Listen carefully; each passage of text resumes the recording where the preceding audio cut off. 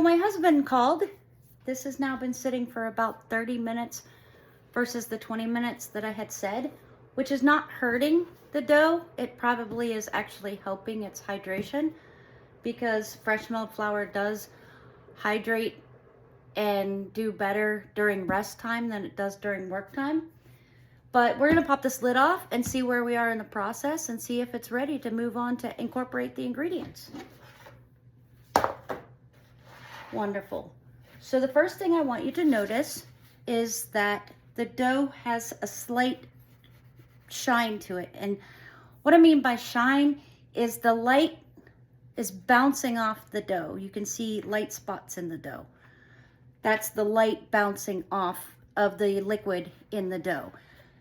For a more hydration level dough than this one, you would actually see a wet sheen on the top of this dough, okay? The other thing that we're looking at is the fact that its surface is starting to smooth out a bit from what it was. And I wanna make sure that the hydration actually incorporated onto the top that we put on the bottom. And so we're gonna check, and it absolutely did, or it wouldn't stick to the bowl, okay? The other thing that we're gonna check is its extensibility again. So we want that pinch between our two fingers and our thumb, just a little bit of that dough. We're gonna stretch it up and see if it goes without tearing. And once we get it up, if it'll hold. Now, when you do this, about that far is all you need to go. We're not trying to see how far we can stretch it before it tears. We're just seeing, is that gluten starting to form and giving me that extensibility in the dough that I need for its rise and oven spring. So I would say that my dough is ready. You will know by those same signs on your dough and the fact that I'm peeling it off the bottom of the bowl. I'm looking at the bottom. It looks like the top. It's very soft, very smooth, very extensible and stays. So that tells me that this dough is ready to move on to incorporate its ingredients. Let me drop this over into the other bowl and I'll come and move you over.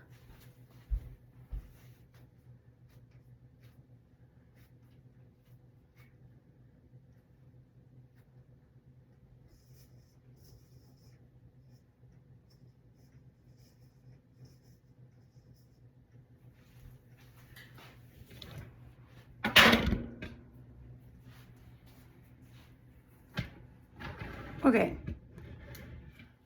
so I do mine in the KitchenAid when I incorporate the rest of the ingredients, and I have already pre-measured out all of these according to the recipe that you guys know is on our group page. I want you to see how my dough looks when I put it in my KitchenAid. So I did flatten it out on my way here, kind of like you're making a pizza, because I want more surface area in my bowl when I put these ingredients in on top of it. My yeast has proofed, my salt, my sugar, my oil, and my lemon juice. I'm going to incorporate them with the dough hook on my KitchenAid. Now I will tell you that my KitchenAid, excuse me, my KitchenAid is about 18 years old. So it's not one of the newer ones. I don't have an issue with my dough hook reaching the bottom of the bowl.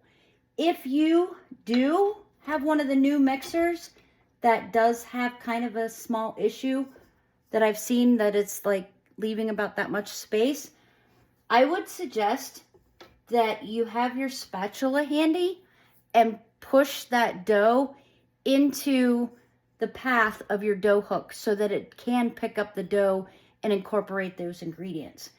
If you were hand incorporating it, the way that you saw me stretch this out, you would stretch it out and lay it in a bowl, put your ingredients on top of it, and start folding it in and mixing it just like you did to put your flour into your water. but I'm going to go ahead and let the KitchenAid do it. It usually takes mine probably 2 to 3 minutes to get all of the ingredients incorporated. And so I'm just going to pour these in.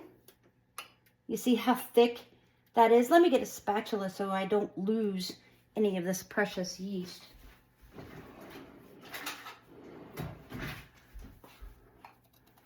That's beautiful.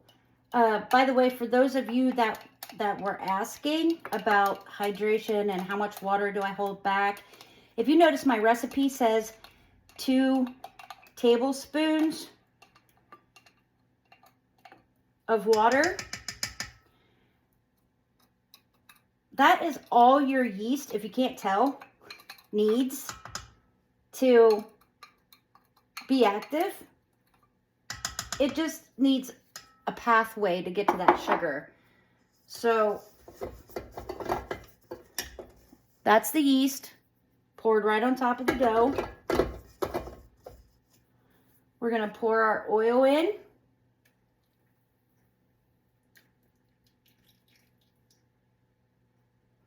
Again, guys, these measurements are all in that recipe that is shared on our group page.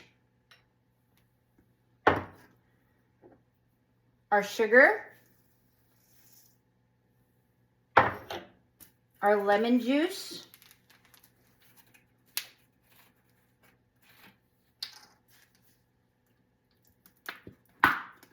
that probably wasn't the full amount of lemon juice, but that's all I have, and that's fine. The lemon juice is solely to be a conditioner for the dough. It helps soften it, tighten its gluten because these are sandwich loaves, and it does extend the shelf life of your bread after it's baked. So I'm not concerned about not having the full tablespoon. That was probably 3/4 of a tablespoon, which is fine. And then my salt. Now, here's why I'm putting my salt in now. I already bloomed my yeast, okay? If you're using instant yeast, I would say you would probably want to incorporate all your ingredients except for the salt and let it rest for about 10 to 15 minutes and then incorporate the salt by folding it in to the dough afterwards so that you're not causing an issue for the yeast to become active.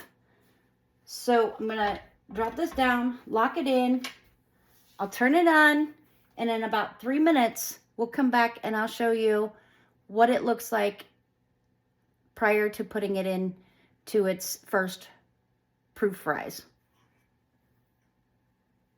We'll be right back.